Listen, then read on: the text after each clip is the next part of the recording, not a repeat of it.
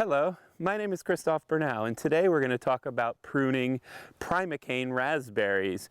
What we're going to learn today, what we'll look at today, is applicable for both raspberries and blackberries and their near relatives for the types that exhibit the primocane habit of growth.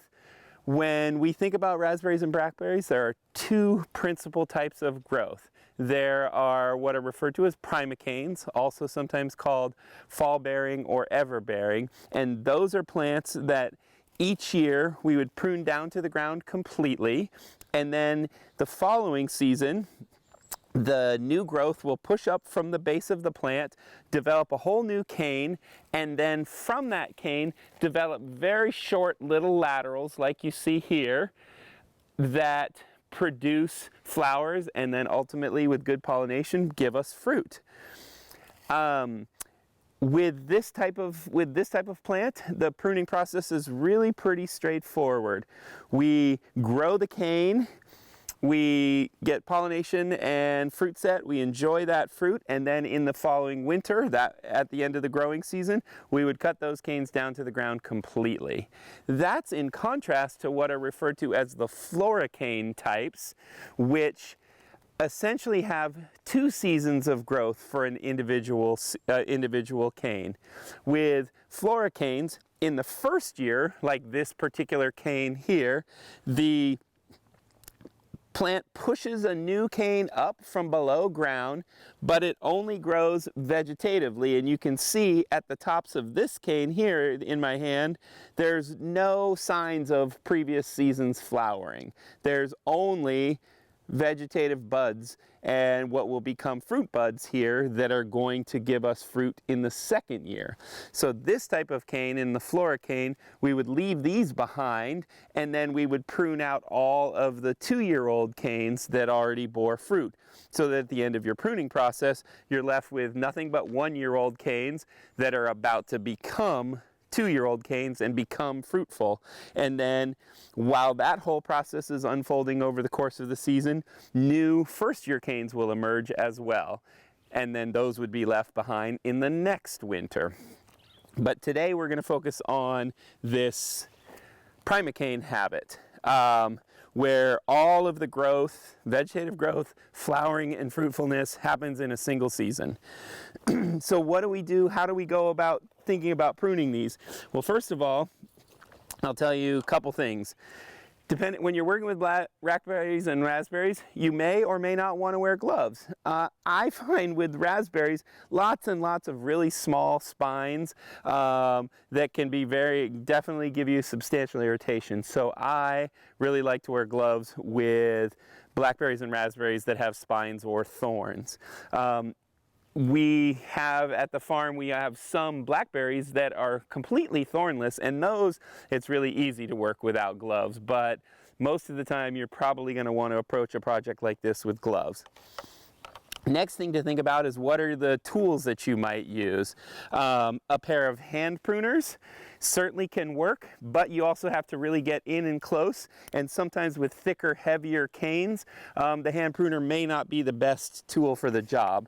When you have thicker and heavier canes, a pair of loppers, these can be really, really useful to allow you to easily cut through bigger, heavier material. And then when you have a little bit smaller canes, I find a pair of head shears is really a way to go, because you get good long reach, so you don't have to move around quite as much, you don't have to be in quite as close and personal, but you can often cut multiple canes at a time with each cut. And so we're going to start this process right here with these head shears. One thing I should point out too with primocane raspberries, this is principally a wintertime project. Depending upon where you live, it could be as early as late fall, early winter, November, December-ish, all the way up into maybe February or so. In colder climates, maybe even a little bit later than that. But what we really want to do is accomplish our pruning before any new growth is emanated from the plants, because at that point I'm going to have to work much more carefully and much more slowly to avoid cutting the new growth when I'm really just trying to cut everything down. If I time myself well, then I can move through the whole process quite quickly.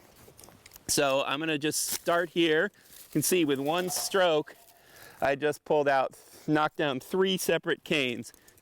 So I really like this as a quick and easy way to go.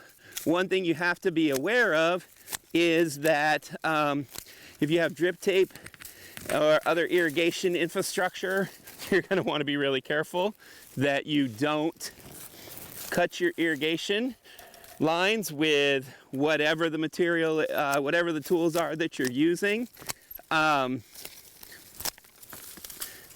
There's one thing you may sometimes encounter when you're pruning. Kind of smaller, spindlier canes. I would also recommend, although this is mostly a wintertime process, we will sometimes come through and prune out smaller, spindlier canes during the growing season, relatively early in the growing season. Usually by May, maybe early June at the very latest. But really the sooner the better. On the smaller and weaker canes, they're unlikely to give you any fruit or not very much fruit. And in general, they're going to create more crowding and congestion within the canopy of your plants, reducing sunlight and infiltration to your bigger, stronger canes, and then also increasing the likelihood with that poorer air circulation that you start to develop fungal diseases like rust, which is something that raspberries in particular are susceptible to. So I find a quick round of pruning out and removing smaller, more spindly stuff to be a really good thing to do during the main growing season as a way to promote the overall health of your crop.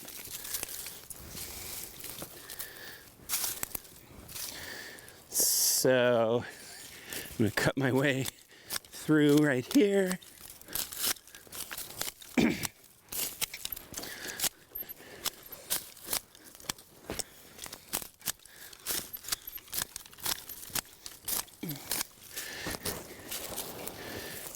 You'll see I can move through quite a lot of material. I like to kind of pick up as I go, just because the canes that I've already cut can sometimes get in the way of my pruning process and leave me needing to recut them to get through to other material.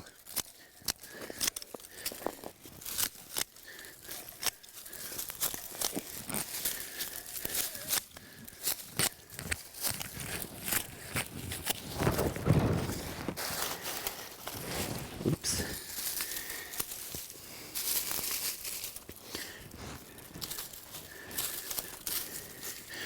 One other thing I want to show you, so though this is a really pretty simple and straightforward process, I want to show you one slight variation on the theme here.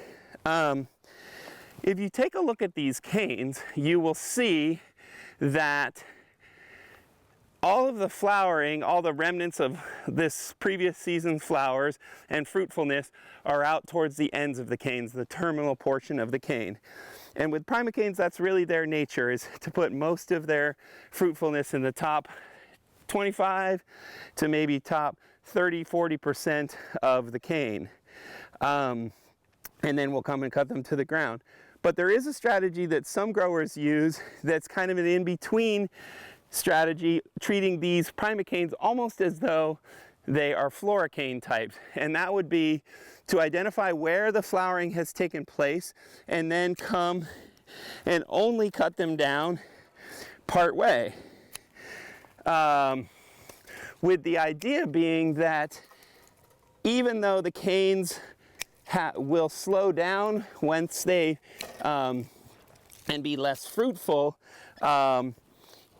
if they've already borne fruit, this one's got laterals throughout, so I'm gonna, if you take that one all the way down to the base, you can see that one has these laterals throughout.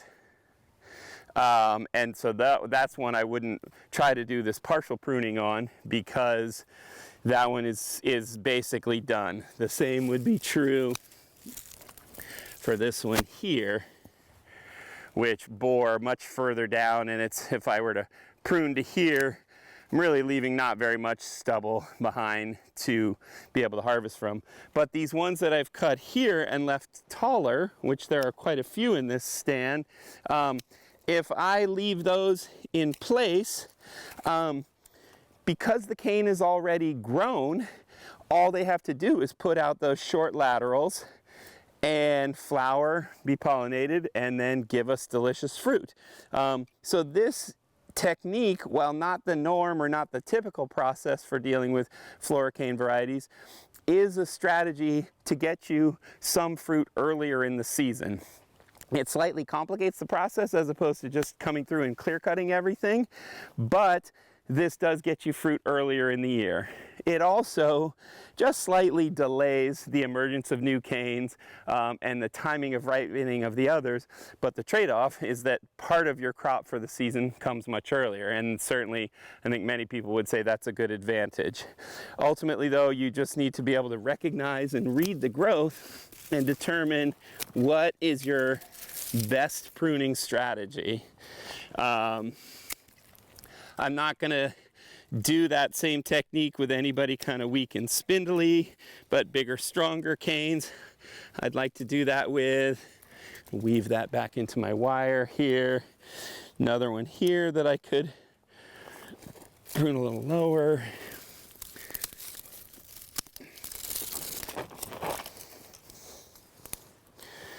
And when it's all said and done, these are also running, kind of have this articulated trellis area. These are also running outside of my trellis, so I may end up coming back and deciding I actually have to dig these out because they've kind of exceeded their bounds. But in general, this allows me the possibility of some additional fruit that's going to come earlier in the season.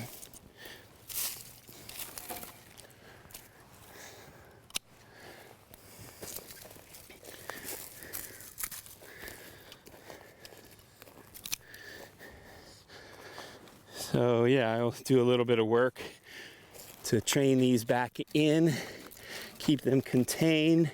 Once they do bear fruit, then I'm going to come back through and prune them into the ground during, right in the middle of the growing season. That will allow me to make space. Just as I was saying, it's valuable to prune the spindly canes out. Even a big vigorous cane, once it's done its thing and given us some nice fruit, then I want to make space for the new crop that's coming. So there's an example. I didn't cut them all to the same height. If you like sort of the aesthetic aspect of it, we could cut them all to an even height, or more or less even height. But that's really not critical in terms of garnering this growth response. And obviously I have more work to do going this way, pruning, but that's essentially the bulk of what I wanted to show you. Was the primary strategy for primocane or fall-bearing pruning is really to cut everybody to the ground, nearly to the ground. And you can see here, basically all of my stubble is within an inch or two of the ground. And then here I've left some long for a little bit earlier fruit as kind of an alternate pruning strategy, treating them sort of as though they were floricane types. Why cut them so low to the ground? Why try to have that real nice, tight, easy, clean tight pruning? I think there's two principal reasons for that. One, when I'm harvesting, when I'm weeding, when I'm thinning out weak and spindly canes, then I don't have as much stubble to be bumping up against and possibly pruning over again, scraping my hands on, and so forth.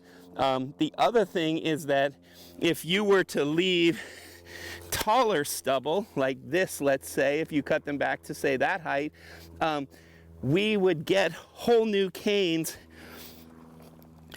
Instead of coming from below ground, they will often emanate from buds that are on the stubble you've left behind, And especially if you're in a high wind area, that can be kind of a weaker point of attachment versus coming straight from the ground. And then sometimes your canes will break, especially if you're trying to manipulate them, move them around in your trellis, sometimes even just when you're harvesting. So I personally really like the sort of the clean to the ground look in terms of that pruning process.